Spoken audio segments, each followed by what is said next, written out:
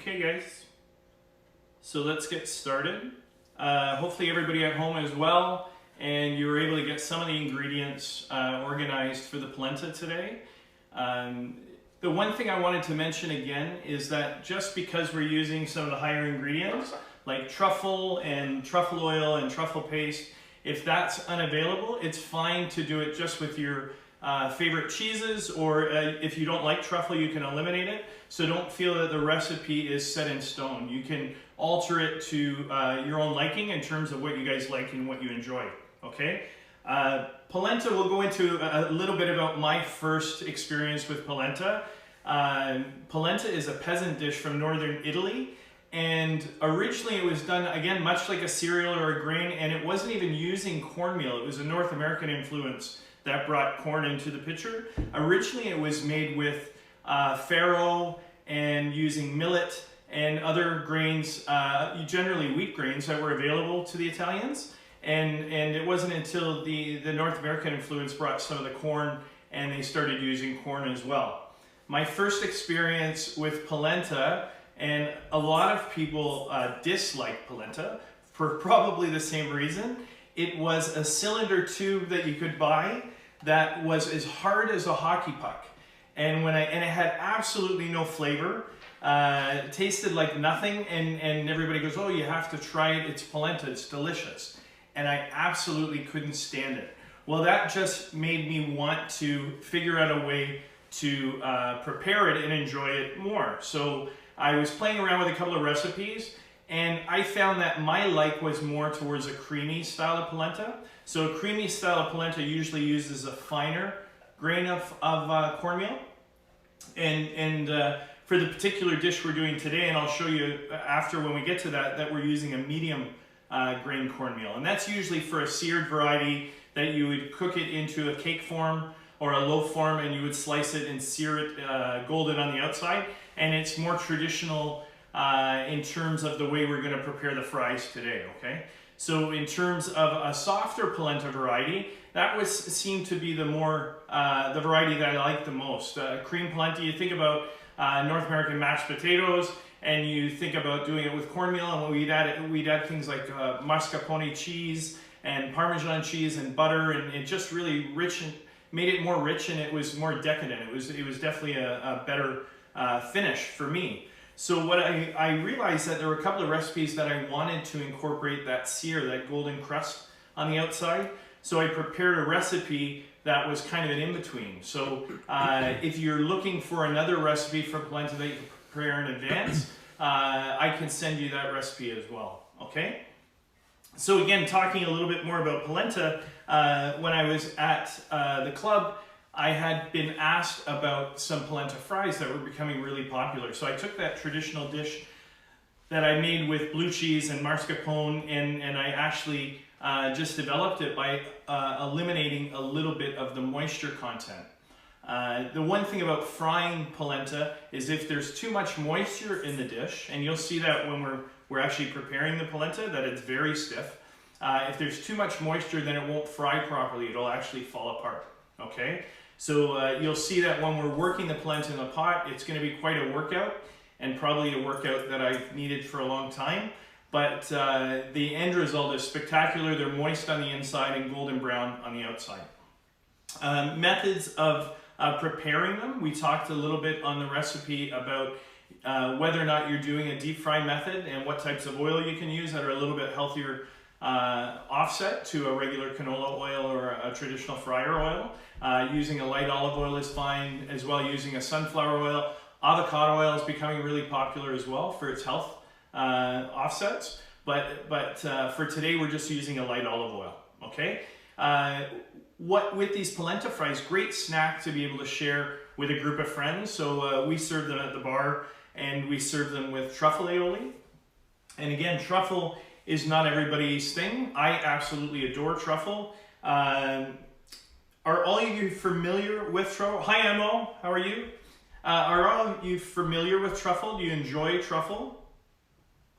Truffle is actually a fungus, and it's found near the roots of trees. And if you see pictures of pigs digging their nose in the dirt. Generally, they're looking for something to eat. And in Italy, still to this day, they use pigs or dogs. Some dogs have been trained, but the pig seems to be the best way to find some of the truffles. Some of them are cultivated now, so they are being harvested.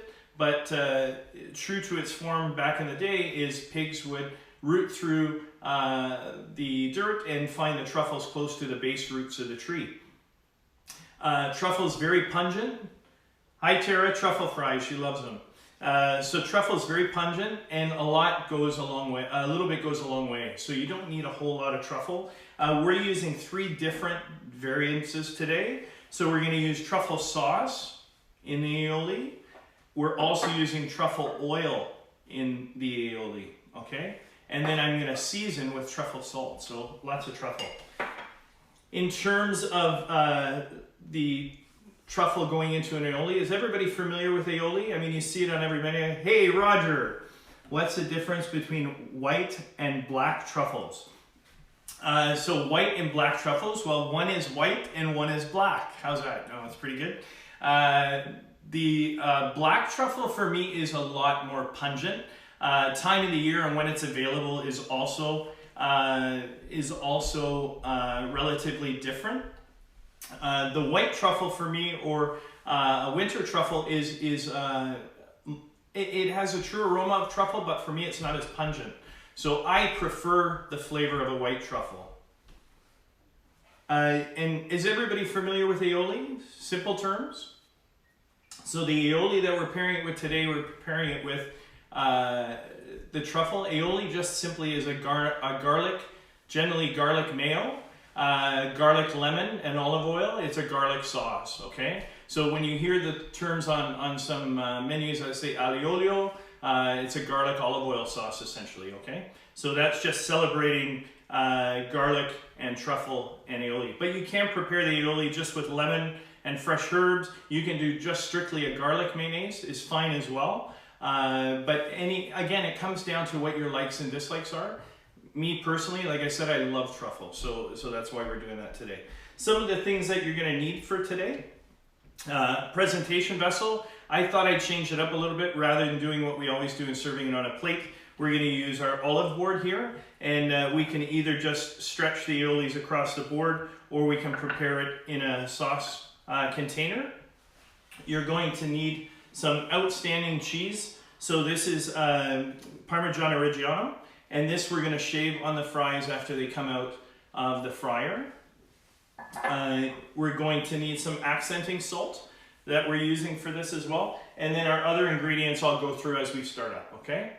So the first thing that we're going to do is we're going to get organized for the polenta. Is everybody hearing me okay and understand what we're talking about? Everybody's good? Okay. So the first thing we're going to do is we're going to get organized on the polenta, okay? It is so simple to prepare. What I'm just going to do is I'm going to go and grab the pot on the stove and bring it over. I'll be back in 1 second.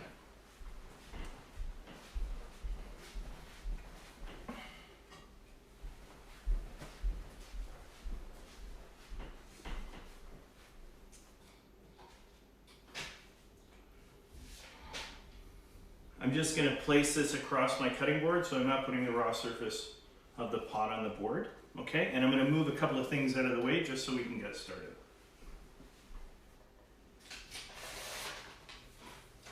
So a lot of this I have already measured out in advance. So I'm just going to get it organized here for you. So we have our regular whole milk. There's 7 cups of medium polenta, medium grain, so you can see that it's got a little bit of grit. The fine polenta, like I said, it will be almost like a flour. It's going to be used more for the soft polenta presentation, okay? 2.5 cups of heavy cream.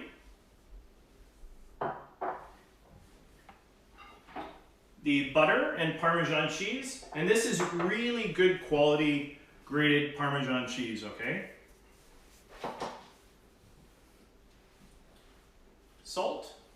some kosher salt, cracked black pepper, and our measuring spoons, I'm going to get the chicken stock, okay? So in terms of starting off the polenta, all we're going to do is we're going to measure our whole milk. Roger says, what's the difference between polenta and grits? Oh, grits. Roger's being the guy today. So, Raj, actually, polenta is, a lot of people misconstrue polenta and grits. Usually grits are made from the hominy, and it's a ground white corn, and it's prepared in the same manner. So a lot of people think that polenta and the grits are essentially the same. Grits are really traditionally southern, so a lot of the southern states use it, but it's very much a porridge or cereal-like dish that you see served with a lot of breakfasts and other dishes in the southern states. And I know, Raj, you spent some time in the south, I believe, as well, right? I believe you did, from what I remember. Roger and I worked together back in the day. He's an amazing chef, and I'm not sure where Roger is now, but he's done amazing things in his career. Thanks, Raj, for the questions, bud. Good quality Parmesan. Let me talk about that for a second. The one thing that is so true about Italian cuisine is that the ingredients that they use are very much instrumental to their cuisine in terms of the preparation. Usually Italian cuisine is a few ingredients, but they're always the highest quality or the best ingredients. So when you go to the grocery store and you'll see that there are different varieties of Parmesan that are available, the cheapest one isn't the best. Generally, what I was told in the past is that when you're buying a really inexpensive, you look on the label, and if it says cheese product, then generally you know you're not getting a good product. Parmesan, from what I understood, is that they're taking the rind itself. So when you're seeing the exterior of the Parmesan, and you're seeing that outside layer of the parm, a lot of that is ground up within the cheese itself. So you're not really getting the depth or the good quality parm. Parmesan Reggiano, like I'll give you an example. That is about $30 a kilo right now. Okay, 32. Actually, and that's for me to buy, guys. The cheese itself now, probably with everything going on coming out of Italy, it makes it also a little bit more expensive now because of obviously things coming across the border. And unfortunately, that'll probably continue to happen for a little bit. But I mean, you are what you eat in terms of the end product is going to be what you put into it. So when you're buying cheeses, yeah, you can buy the less expensive cheeses, but the end result aren't going to be what you would normally be comfortable eating at a restaurant. When you say, wow, that was really a fantastic risotto, generally it was because they used fantastic cannelloni rice and they used unbelievable cheeses to finish the product, right? Okay. So I'm just going to go over to the stove and bring over the stock.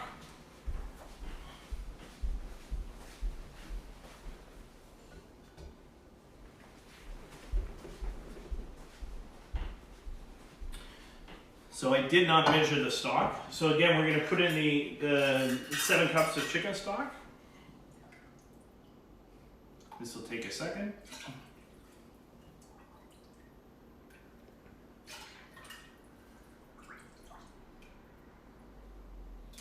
The seasoning with the polenta, I am going to season the liquid that I'm going to start up because once the ingredients are added, I think that's 5.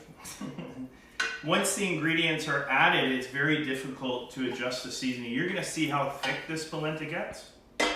And one more. And that's 7. We've got a question about cheese. About cheese, yeah. What's the difference between Parm and Grana Padano? Good question. So again, region, and when you talk about a lot of the different cheeses, Parmesan, I'll tell you in flavor profile, Grana Padano to me is got a stronger salt content.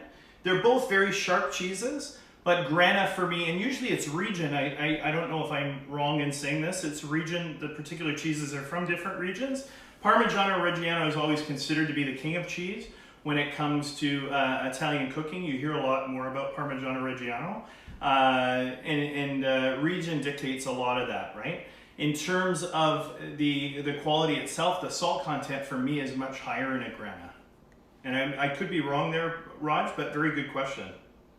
If I don't know the answer to things, guys, I will definitely come back and answer them for you, okay? So what I'm going to do now, I have the cream and the milk in here as well as the chicken stock. I'm just going to season with some ground pepper. I got a question. Do you make your own stock? Yes, and it was funny. This morning we had a meeting with the head of department meeting, and it was on Zoom. And they were asking everybody, and I didn't have the heart to say to everybody, they were asking where we needed help and could we help each other and stuff like that. And I said, the one thing I probably need is a dishwasher, because you don't realize how much we use pots and pans, especially as a chef. My wife is probably saying, oh my God, yeah, how many pots and pans we're using. So the stock actually I prepared yesterday. But the chicken stock, it doesn't need to be stock. You can be using just water to produce the stock. If you wanted it to be done with a vegetarian or use a veg stock, absolutely. But I did produce my own stock for this yesterday. There are videos as well that you can look back on, and it'll teach you about how to produce a good quality chicken stock, okay? So in terms of the pepper that I put in, I'm going to put in a little bit of kosher salt, okay? Always remembering that, again, I'm adding cheese to this at the end, not a great deal, but I'm adding some cheese to this at the end, so it will contain salt that could make it a little bit saltier, okay? So I'm going to move this over to the stove, and we'll get this to come to a simmer.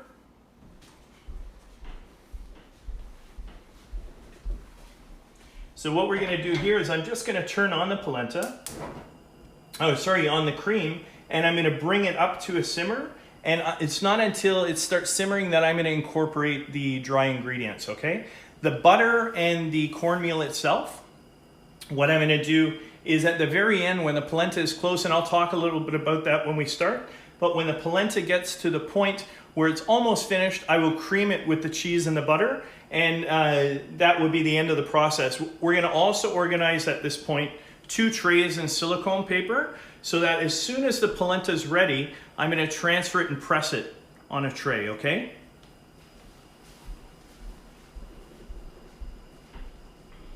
So I'm just going to bring back all my ingredients that I'm going to need for that. So my butter and my Parmesan cheese, and then we're good to go.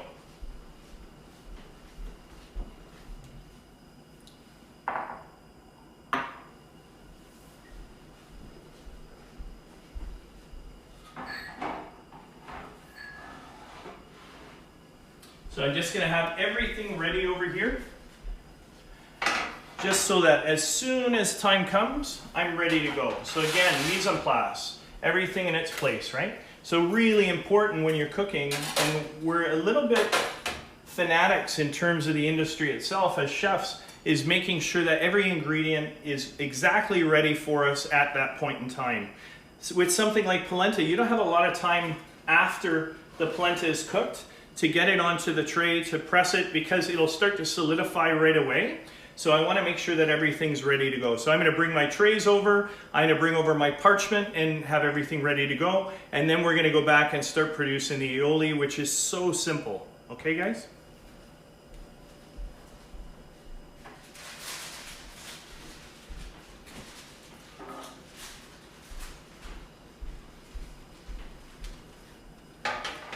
And I'm going to ask my young sous chef, William, behind the camera, to keep an eye on the cream for me, just so that we're ready to go at the point in time, so it doesn't simmer away. Roger asks, can you please explain instant polenta versus regular polenta? Absolutely. So Raj, instant polenta versus regular polenta. Again, instant polenta is very fine. So for me, in terms of producing polenta on the line, like doing a creamy polenta for finishing a dish, I would use the instant. So what we used to do on the restaurant on the line is we used to know exactly how many ounces of stock or cream, or depending on what we were finishing it with, and we would have that pre-organized so that as soon as you had an order, it would be so much polenta cream and whatever flavor builders you're adding to it on the stove. You're whipping it, and it is essentially what it says. It's an instant polenta. So as soon as it starts to boil, There's no grit, and the finish is there. And then we would finish with butter, cheese, whatever the other ingredients are, right?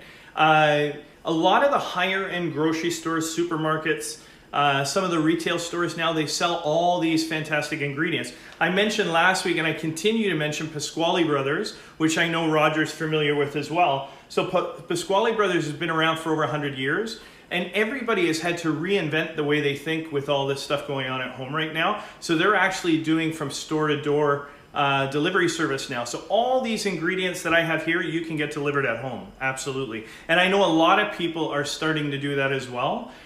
Because we've had to adapt, and we've had to make adjustments with, or they had a very small retail section of their store, but obviously food service was their main source of income. But they were saying their retail side is about 80% right now, which is incredible.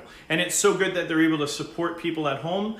People don't have to leave. It keeps everybody safe. There are some concerns and some people talking about some places that are still open. And actually I was reading an article this morning about whether or not food service at home is safe right now, and what do we know about food service delivery, and whether or not the food that's coming from those restaurants, do we know enough about whether food is contaminated or not? Nobody knows right now.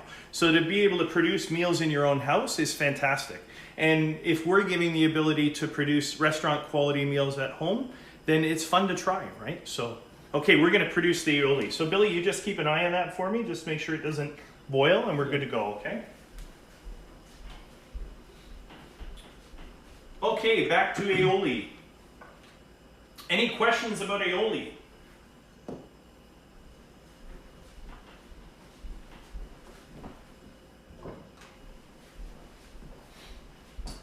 So we're gonna get right into aioli. So I'm just gonna move this aside. So essential ingredient for aioli is, number one would be eggs. Number two would be a good quality olive oil, or a good quality oil that you're using, and garlic is premier, obviously. Garlic, it's all about the garlic, right? So what we're gonna do, move over our ingredients. You'll see that in the recipe I did something a little bit unorthodox, is that I added mayo to it, and you might ask why. The reason why is this mayonnaise has a stabilizer in it.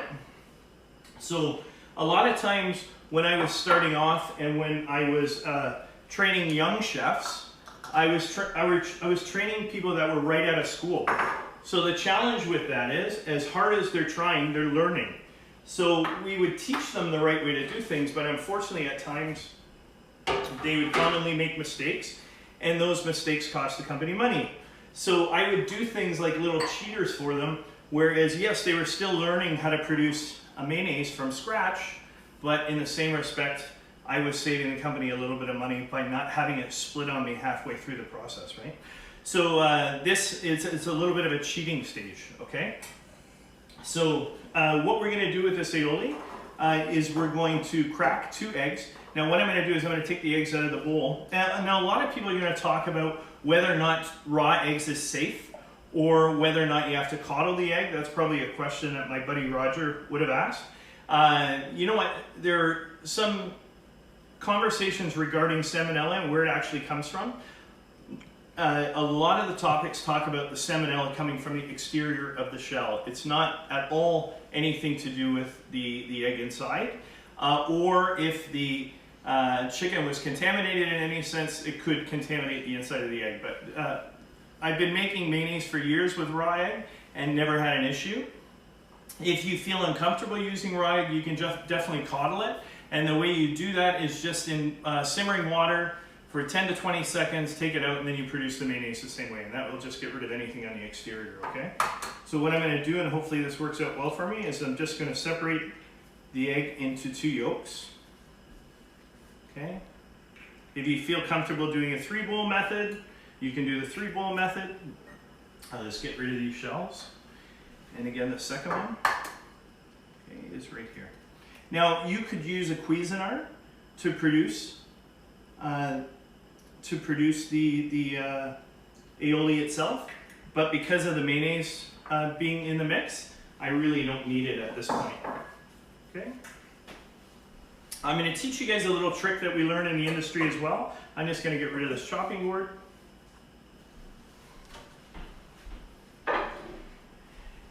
just wetting the towel that I was just mentioned, that you guys saw me pick up, the green towel.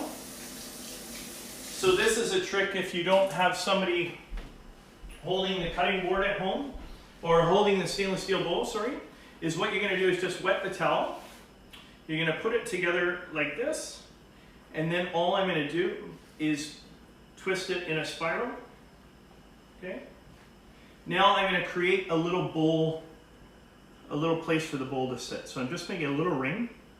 Okay. Just making sure the bowl will sit inside that ring, like that. And now I can do any whisking that I need to do without worrying about the bowl moving on me. Okay. So a little trick. So what we're going to do now is into the egg yolk itself, I'm going to add in a tablespoon of the white truffle oil. Okay. In Alba, Italy, are where a lot of prized white truffles come from. Okay. And this is an outstanding product. So again, available at most of the, let me just take these aside for a second. It's called white truffle paste. Essentially, it's mushrooms that have been chopped up and just flavored with truffle, okay? So that's not all truffle in there. Roger says, does egg yolk in the carton work? Because I never used that. Pardon me? He says, does egg yolk in the carton work? Because I never used that. You know what, Raj? I've never used it either. So I don't believe so. Even when I cook with eggs out of the carton, the consistency is a little bit different. I never use it myself, but good question, Raj. I've never, even the, we have so many products in the industry. Sorry guys, just putting the garlic in. We have so many products in the industry that us as chefs use, and the liquid eggs in the bag, in the carton, I've never used for it, okay? So now what I'm gonna do, guys, is I'm gonna add in all my mayonnaise, okay? So my mayonnaise is gonna go in at this point. So the egg yolk, so one thing it will definitely do for this is it will make the aioli richer. So you'll notice a definite richness in the quality of the aioli at the end, okay? And you can see it'll change the color drastically, okay? And now when we talk about, you'll hear the big fancy words about pouring in a steady stream. We are going to, just in a slow steady stream, we're going to pour in that oil, okay? Now make sure when you're incorporating it that you give a chance for the oil to be absorbed when you're whisking it.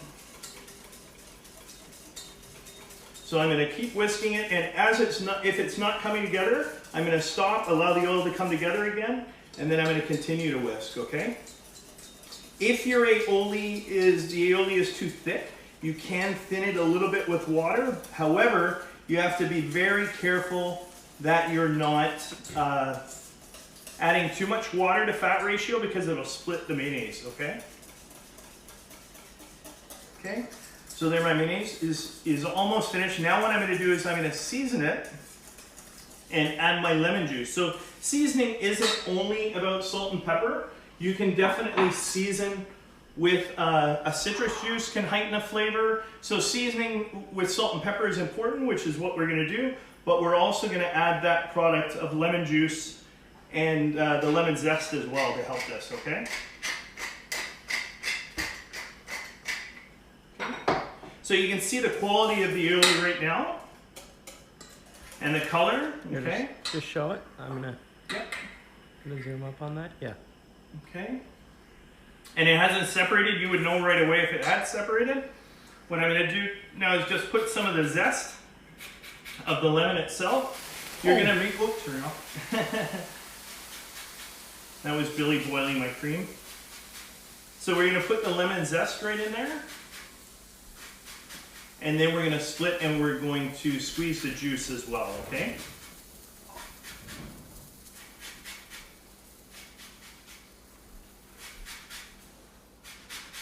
Okay, there we go.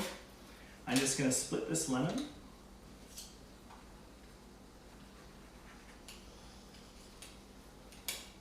And just using the juicer here, we're just going to juice some of the fresh lemon juice, okay?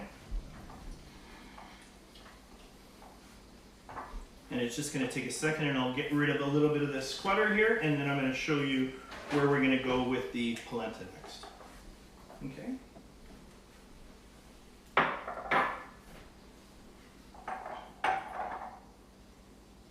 Okay, so just a little bit of the citrus juice.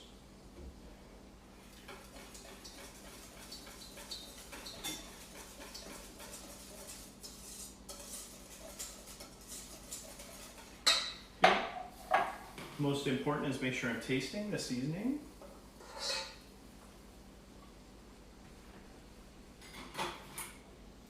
So a little bit more salt.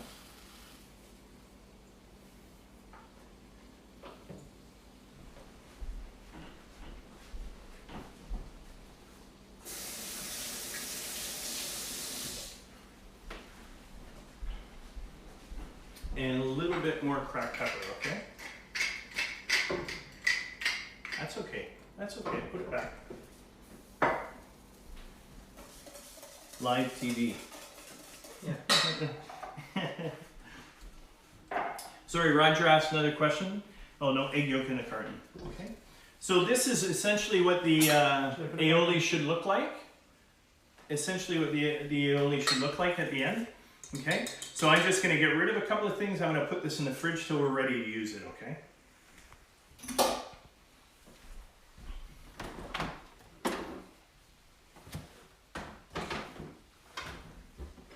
Okay, now I'm going to move over. I'm going to take this cloth and I'm going to move over to the polenta itself. We're going to start making that, okay?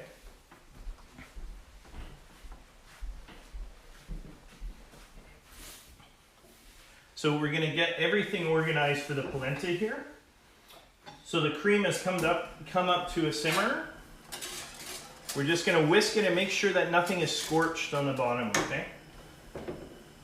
This polenta now in a slow stream, I'm just going to incorporate all 7 cups of the polenta, of the cornmeal, sorry. And you're going to notice right away that the mixture starts to stiffen up.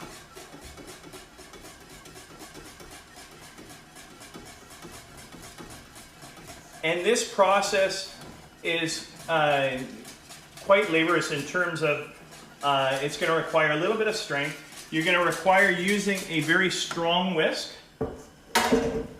So you're going to want to use a whisk that is going to be able to handle some of the stirring. Okay? It's going to be hard for you guys to see. I'm going to get this about halfway rather than going to the whole 15 minutes. But I wanted to show you exactly the process, okay? So you can see you want to continuously move this.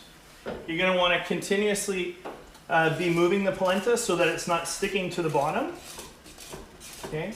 And eventually what's going to happen, it's about at the thickness that it's going to continue to be. It's not going to get much thicker than that, but eventually what's going to happen is the grit itself in the polenta is going to disappear. So by tasting it, you're going to notice that it's not as gritty anymore. Okay, so you're just going to keep stirring it. The very end stage, what you're going to do, so let's just pretend we're there and the polenta has already come to the consistency that I wanted. Then what you're going to do is you're going to put in your Parmesan cheese and your butter at once. Okay. You're going to continue to stir that until everything is absorbed, okay?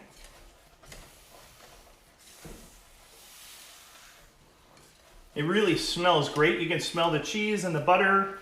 It really smells fantastic. Where the accent of the Parmesan, you'll taste a little bit of the Parm in here. There's about a cup of Parmesan in this. You can put more, it's not a problem. It will change the salinity. It will also change the consistency a little bit.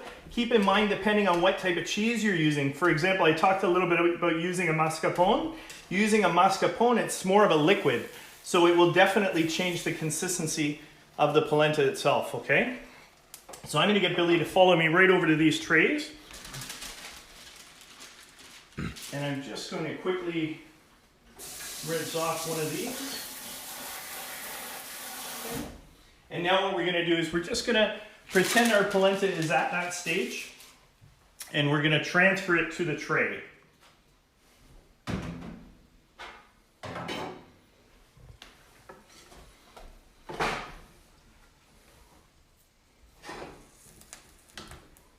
So again, believing that the polenta was at the stage that you wanted it to be, we're going to transfer it. This will do about 2 of these size trays, okay? So you're going to put half the amount on this tray. This is about a 1/3 pan. In the industry, we use full sheets. This is about a 1/3 of that size, okay? You're going to spread it with your spatula down to the size that you want it.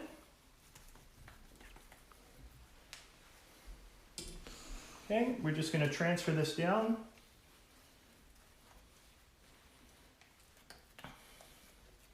Okay, and then when it's all perfectly spread across the tray, what you're going to do is you're going to take parchment paper here on top, and you're going to get a second tray or something that will fit within this size. So for example, I have a second tray that's exactly the same size. And what I'm going to do is press pretty firmly, and what that's going to do is get everything nice and even so that I can cut into the fries. Okay, we're going to put those in the fridge, and then after about 6 to 8 hours, you can take it out, you can trim the sides and cut them into fingers of fries that you require. Okay, I'm going to show you the ones that I prepared earlier.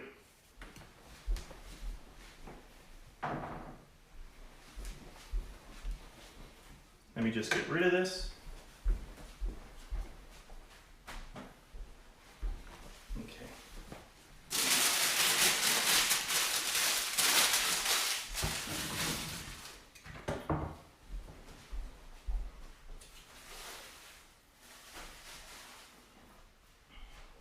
Okay, so we're going to go back to the other side, but those are the ones that we prepared earlier, okay? So let me bring them back over to the other side.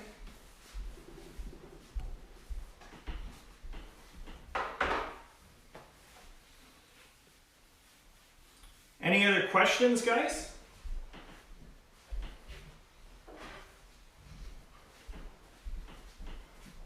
Okay. So the polenta itself, I'm going to turn that on. There we go. So we're just turning the oil on low so that it comes to temp. So the polenta itself, I'm just going to transfer, will come out in a solid sheet. You'll see that this is quite firm, okay? Okay. So it'll come off in a solid sheet like that. The ideal, you want it to be that there are not too many cracks, because as you're frying, those cracks could break. But it'll come out in a nice steady sheet like that, and then you decide what size you want to cut the fries. I cut the ones today a little bit larger, because for the presentation I wanted to stack them. If they're too thin, I find that they're too dry on the inside. So I prefer them like this so that there's a little bit more moisture. A little bit of water on your knife can help as well, because they tend to be a little bit sticky. And then what I'll do is just cut right across. And you get this out of the way. Okay. And we just cut into fingers. Or cubes, or whatever you like. But because we're doing fries, we're going to cut into fingers like that, okay? Wanted to make polenta today with a paprikash. I think it'd be amazing. No, actually, a very good point. Polenta, even though it's an Italian dish, doesn't necessarily mean that everything you serve with it should be Italian, right? So we're talking about a paprikash, and I think it would be incredible with a Hungarian paprikash, right? My wife's dad was Hungarian, so I'm familiar very much with the food. It's delicious. Except for pasulia. No, except for, what was it that Grandpa used to make me eat? The blood sausage. Oh, I know what you're talking about. Okay, and that's it. Cut them into fingers. I'm just going to transfer them to my tray. And then I'm going to clean up here, and then we'll get ready to fry.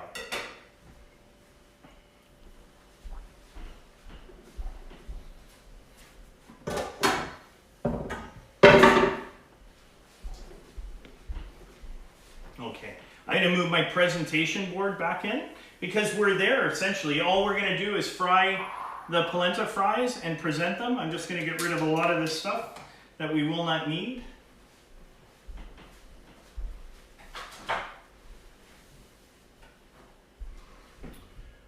Bring back my presentation dish. Okay. And I'm going to need a stainless steel bowl for tossing them in right after, okay? So I'm going to bring over my thermometer and the polenta fries and we'll get going.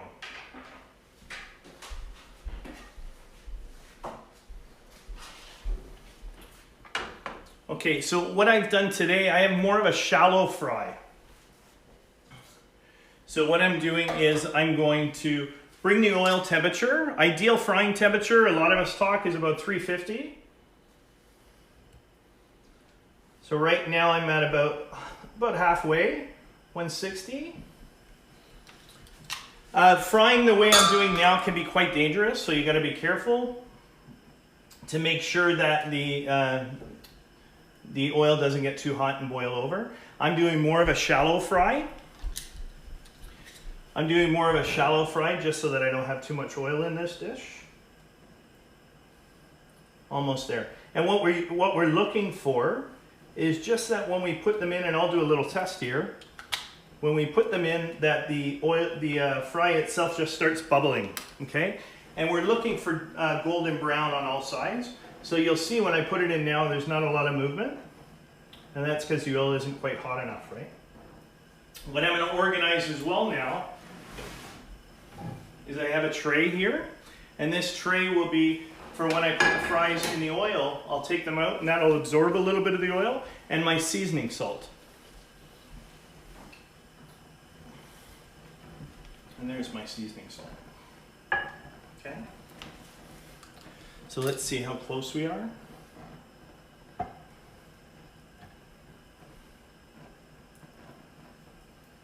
Very, very close.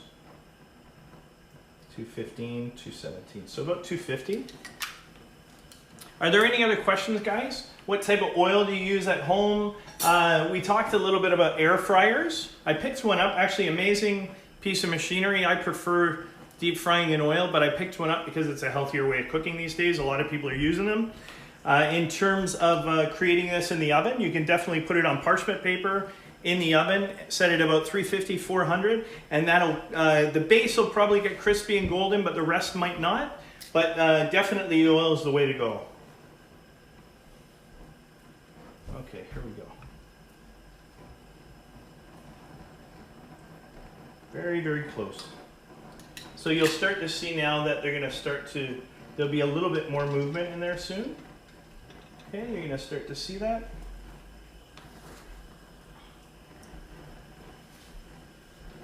Okay, so now we're starting to fry there. We're going to turn that down a little bit.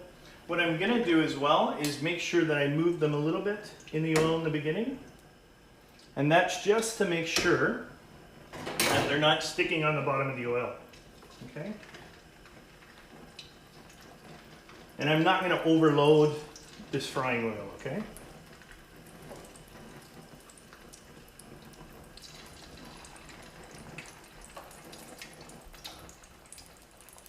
Talking about, a few people were asking me whether or not polenta fries are healthier.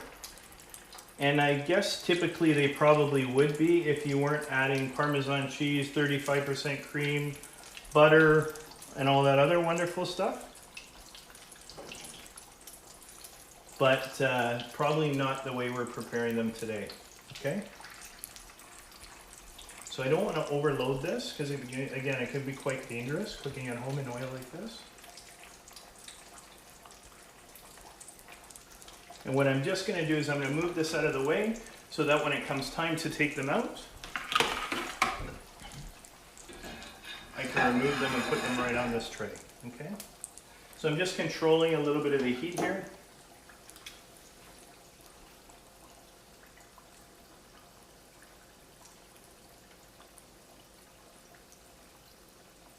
Yeah, see, we're right there, we're about 320. So I'm just controlling the oil. But again, ideal frying temperature, you're looking for about 350, 320 to 350 is fine.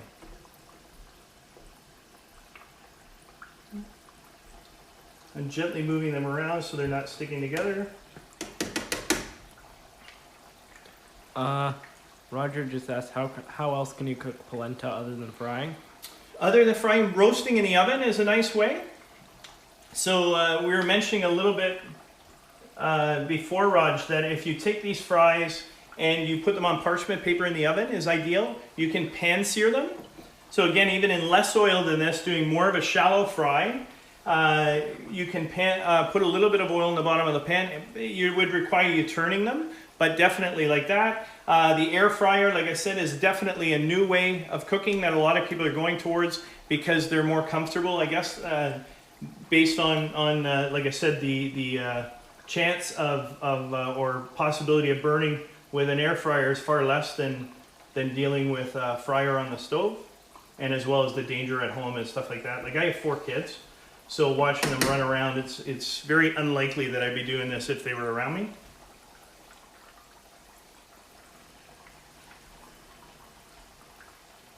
Did that answer your question, Raj?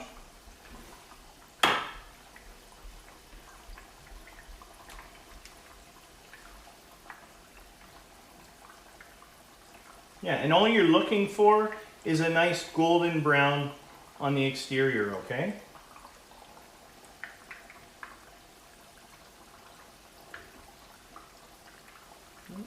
I don't want to play with them too much, only because they will, they are still quite fragile, so they will fall apart if I'm playing around with them too much.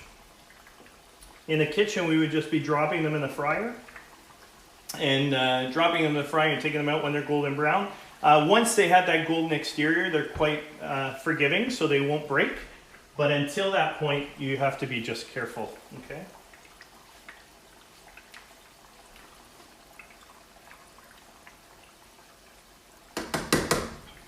Any other questions, guys?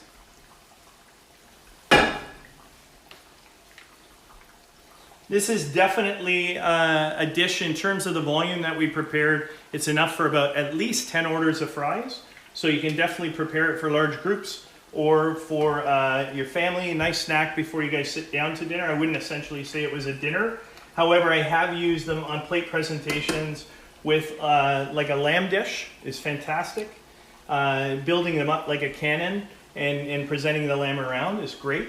You've got 2 questions.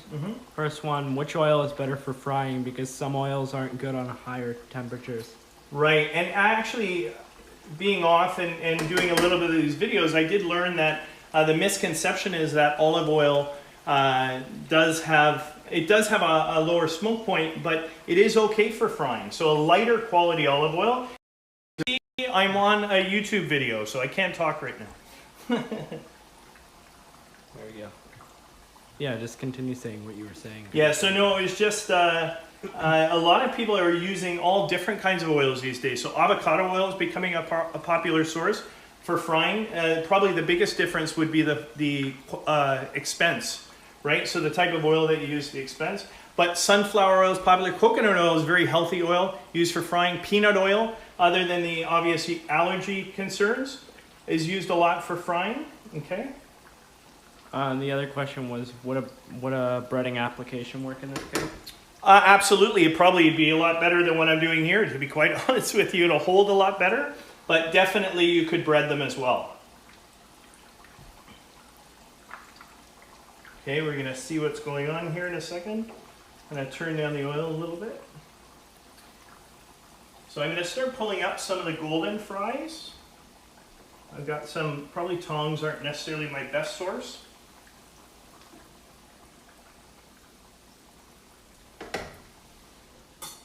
Let me get some of these out this way. Okay.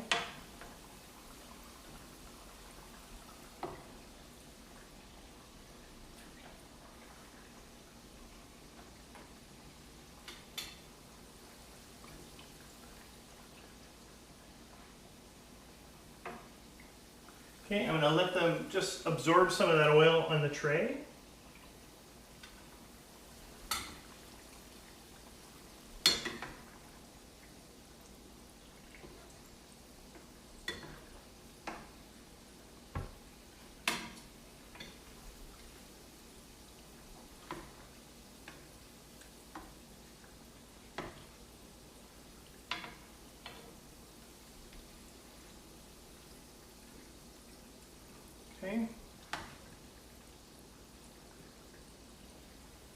gonna make sure my oil's off.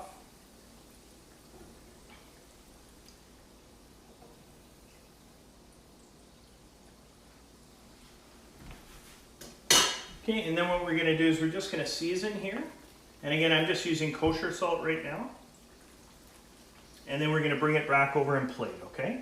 So I'm gonna just push my oil to the back just so there's no concern. And you can go over and I'll plate over there, Billy. Yeah.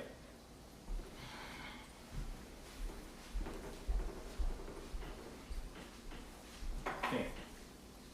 So the polenta fries came out of the fryer. Some of them, again, a little golden brown on them, which is fine. A little bit more color is fine as well. I'm going to pull my aioli back out of the fridge. And what I'm going to do is I'm going to stack the fries, okay? So we talked about seasoning already. I'm just going to stack some of the fries. So I'm going to make sure that oil is absorbed. Just build some levels here.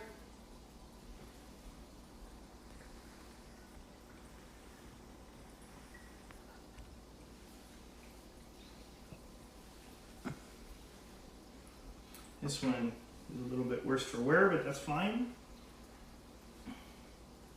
Okay, I'm just going to get rid of this here as well.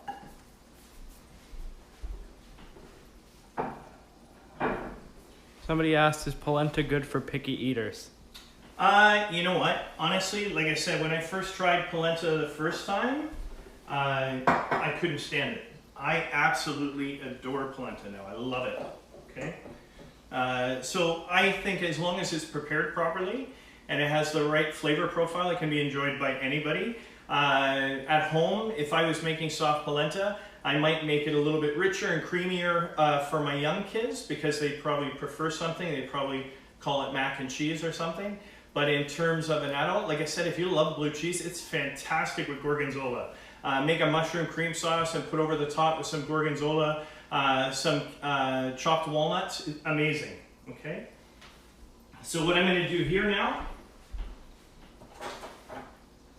is I had some of that beautiful Parmigiano Reggiano earlier. So I'm just going to shave some of that over top and allow it to melt on top of the polenta as well. I'm going to, if I chose to, I'm not going to now, but you could use some of that beautiful truffle salt on top of there. I'm going to put a little tiny bit of really decadent Alba truffle oil. Okay. Some chopped chiffonata of Italian parsley. Okay.